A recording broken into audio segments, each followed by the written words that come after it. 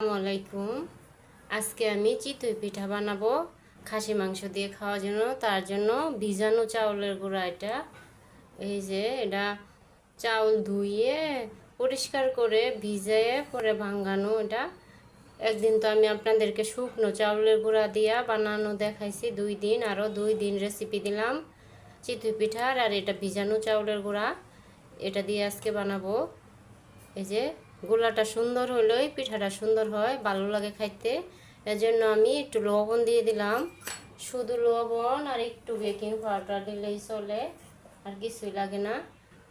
একটু baking powder দিয়ে দিলাম, আর একটু শুধু নর্মাল গরম পানিটা যাতে একটু আঙ্গুল সয় এরকম করে দিব, হালকা হালকা গরম। অনেক বেশি দেখেন আমি কি রকম ঘন করছি, অনেক ঘন করে এখন গুলে রাখবো, 1 ঘন্টা পরে বানাবো। দেখেন আমার গোলা এরকম হয়েছে। বানানোর সময় একটু মনে হয় পানি লাগবে।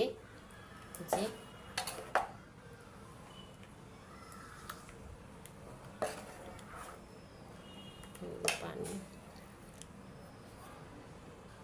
এক ঘন্টা ফিরে আসলাম আমি চিতই পিঠার গোলা নিয়ে। দেখেন আমার গোলাটা এরকম হয়েছে, একেবারে পাতলাও না ঘনও না, মিডিয়াম। আর অল্প একটু পানি দিয়ে দিব।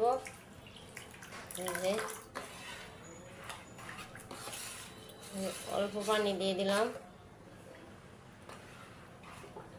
এখন শুধু বানাবো, আপনাদেরকে শেয়ার করি। আপনাদের কাছে যদি ভালো লাগে আমার রান্না, তাহলে একটু লাইক কমেন্ট শেয়ার করবেন, ভালো লাগলে সাবস্ক্রাইব করে দিবেন।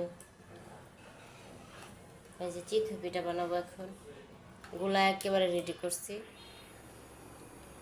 আমার পাতিল রান্না, খাসির মাংস দিয়ে চিতই পিঠা খাবে।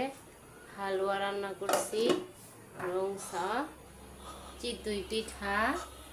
গোলা রাখছি। এই দুষ্টামি করছে। এখন আমি পিঠাগুলো বানাই নিব সবগুলা। যাও এদিকে যাও, আমার কাজে ডিস্টার্ব করবো। আমি পিঠা 2টা বানাইছি।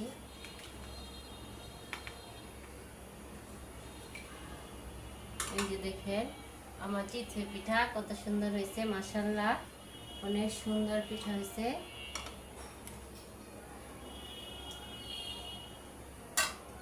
পিঠা হইতে একটু দেরি লাগে, কিন্তু এমনি খাইতে মজাই লাগে। একেবারে কসকসা মসমসা হয়েছে। দেখেন এই পিঠ, এই পিঠ, এই পিঠ।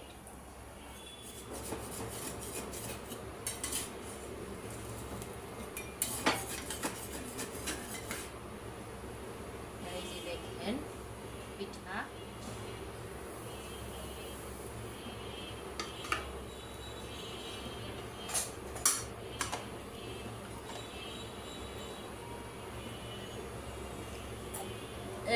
আমার পিঠা, আমার ছেলে আর ছেলের বাবা খাইতেছে, বলছে অনেক মজা হয়েছে পিঠা।